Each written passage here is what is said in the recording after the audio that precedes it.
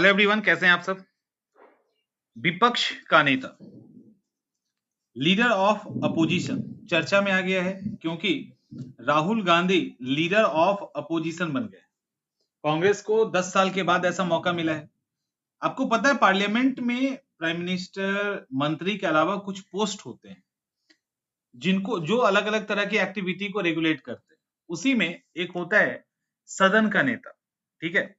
उसके अलावा उसी में होते हैं विपक्ष के नेता, विहिप होते हैं।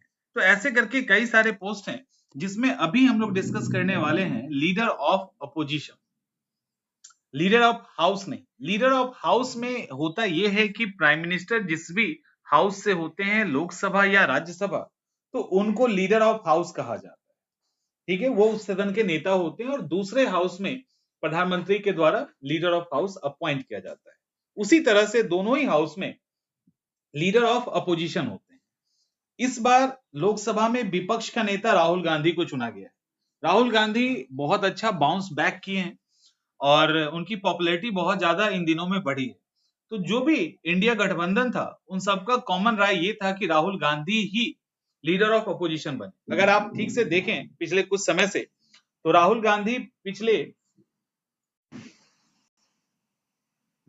पिछले 20 सालों से कोई भी इंपॉर्टेंट पोस्ट लेने से बच रहे थे। खैर, इस बार बन गए। तो विपक्ष के नेता कौन बने हैं? कांग्रेस सांसद राहुल गांधी।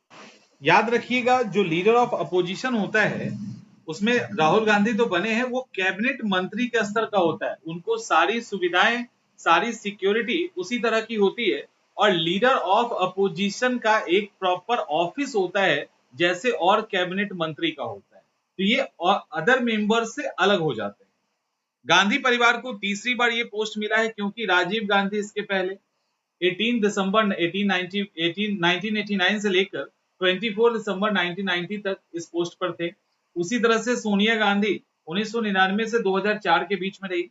लेकिन हुआ ये कि 2014 और 19 के इलेक्शन में कांग्रेस पार्टी को कोई खास सीट मिली नहीं। और कांग्रेस पार्टी और विपक्ष का नेता का दर्जा के लिए आपको मालूम है कि कम से कम पहले जो प्रोविजन था वो 10% सीट हाउस के फुल कैपेसिटी का चाहिए, तभी जाके उनको लीडर ऑफ अपोजिशन का दर्जा दिया जा सकता है उनके पार्टी के किसी भी लोगों का।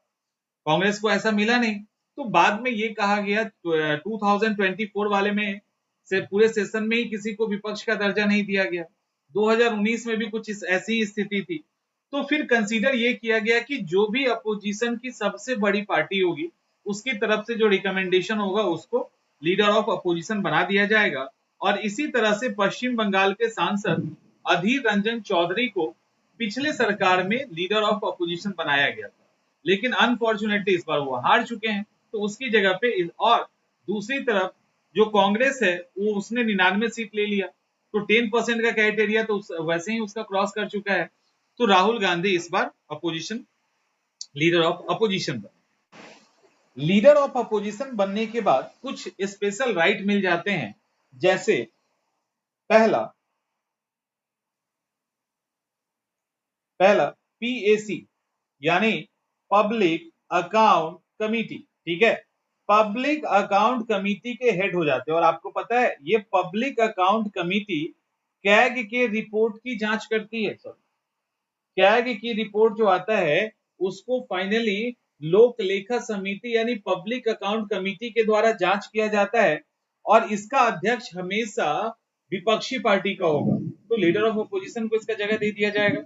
एक ये इंपॉर्टेंट हो गया। और ये काफी इंपॉर्टेंस रखता है क्योंकि ये कैग के रिपोर्ट की भी जांच करता है कि सही है कि नहीं है। दूसरा, नेता प्रतिपक्ष होने के बाद सरकार का जो फैसला होगा उस पर कमेंट करना, उसकी समीक्षा करने का भी अधिकार इनको मिल जाता है और इनके स्टेटमेंट का एक वैल्यू होगा।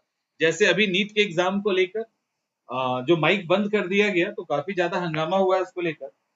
इसके साथ ही कई सारी जो कमेटी होती है उसमें सरकार के लोग तो होते ही हैं, साथ ही अपोजिशन ऑफ लीडर भी होता है। जैसे सीबीआई का डायरेक्टर नियुक्त करना, सेंट्रल विजिलेंस कमिश्नर, मुख्य सूचना आयुक्त, लोकपाल, लोकायुक्त, राष्ट्रीय मानवाधिकार आयोग के अध्यक्ष और उनके मेंबर, इलेक्शन कमीशन में मुख्य निर्वाचन आयुक्त एवं अन्य निर्वाचन आयुक्त। इसके साथ ही और भी कई सारी कमेटी होती है जहां पे इस तरह के कॉन्स्टिट्यूशनल या नॉन कॉन्स्टिट्यूशनल पोस्ट पे अपॉइंटमेंट करना होता है जो बहुत ही इंपॉर्टेंस रखता है, वहां पे भी ये होंगे। और टेबल पे नरेंद्र मोदी के सामने राहुल गांधी भी बैठेंगे। और राहुल गांधी इसके पहले बोलते थे ना कि मोदी जी, क्या बोलते थे कि मोदी जी हमारे साथ बैठ के बात तो करें।